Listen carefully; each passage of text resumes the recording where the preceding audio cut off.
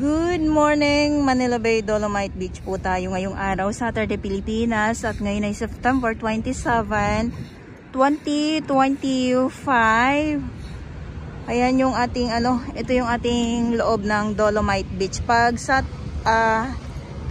Thursday, maintenance day, kaya kung makikita nyo po ito, yung bakas ng equipment. So pinapatag po itong Dolomite sand para yung naghalong Dolomite sand at saka gray sand or black sand ay magkahiwalay. So balik muli ang ating Dolomite Beach po. So dito naman, maraming salamat sa ating mga Manila Bay Warriors. Ito yung mga samot-saring mga kalat na nakolekta nila. At mayroon naman po yan kumukuha. So lakad muna tayo dito at silipin po muna natin yung dalampasigan ngayong umaga. So dahil nga po ay mainit na, siguro naman sa ibang mga lugar ay wala na ding sama ng panahon. Pero kung mapapansin nyo po, yung kalangitan ay hindi ganun kaliwanag, kahit na yung araw ay nagpakita na nga po. Okay, so dito muna tayo. Maraming salamat sa ating mga Manila Bay Warriors, MMDA, DPS Mandaragat, doon sa Manila Yacht Club, at ang ating Estero Rangers ng DENR.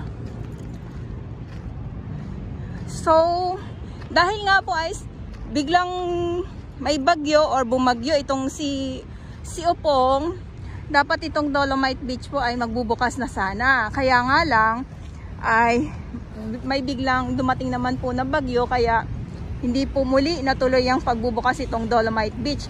Dahil pag may bagyo po talaga, automatic po yan na nagsasara ang Dolomite Beach po. Ayan, so yung ating view.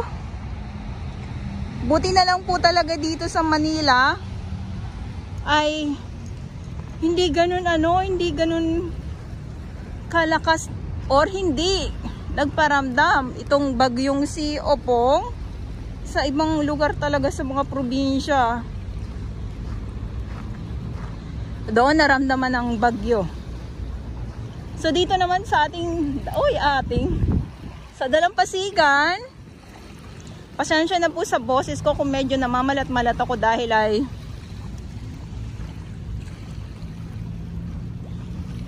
maibo at sipon pa yung aking pamamalat ay hindi nawawala-wala. Pero yung hindi na nga ako umiinom ng malamig na water, maligamgam talaga, pero namamalat pa din yung lalamunan ko, kaya ganyan yung boses ko po. Ayan, so kung mapapansin nyo po dito ay mayroong mga iila na mga kalat, pero yan naman po ay bagong dagsa lang ito. So, hindi ko alam kung papa high tide or low tide.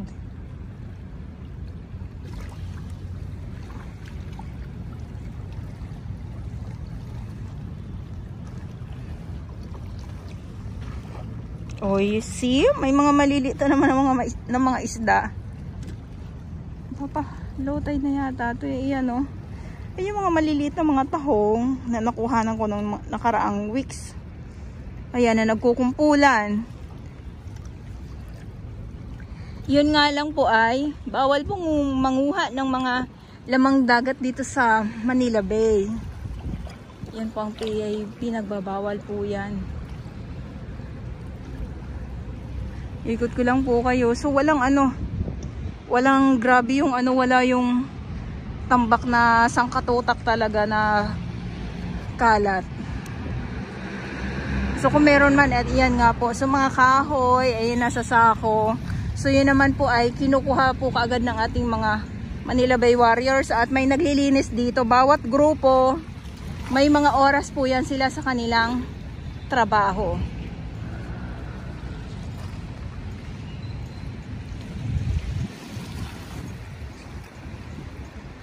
O syempre yung mga ibon, piyasa na naman sila. Dahil to pag tuloy-tuloy na uminit tapos biglang umambon, ayan, Hindi na naman nila malaman kung saan na naman sila tatakbo. Tapos sa mga nakarang araw, yun nga no, ang dami ditong mga ano, ang dami mga alimasag na mga maliliit dito lang sa tabi nagsisiksikan. At yung mga, ayun ko kung ano yung klaseng isda na yun na nagsisiksik din sila sa ano, nagsisiksik din sila sa buhangin. So makulimlim lang po ang ating kalangitan, kaya yung dagat ganun din. Oy, makulimlim din, nagsasabay. Nagsasabay.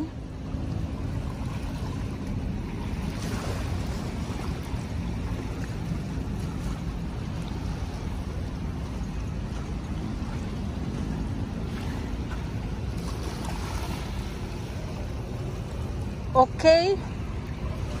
Bigla naman umalis yung mga ibon. Kukuhanan ko pa nga sila.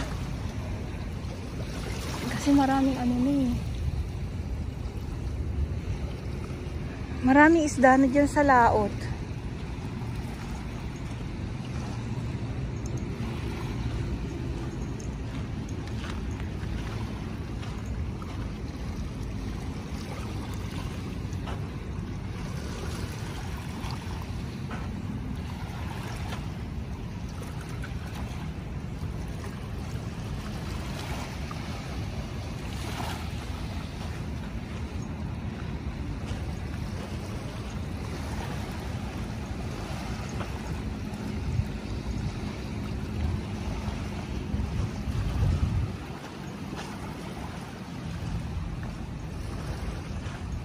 Nung nakarang araw sa aking paglalakad dito sa Dalampasigan ay grabe, parang ang sarap manguha ng alimasag.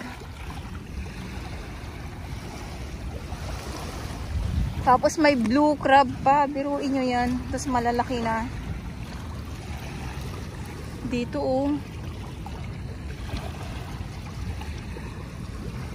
Pero ngayon wala.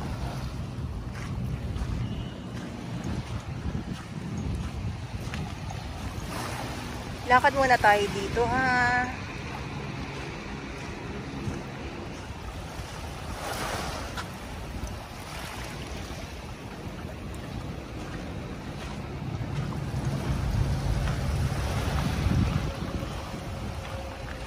Umalis na tuloy sila.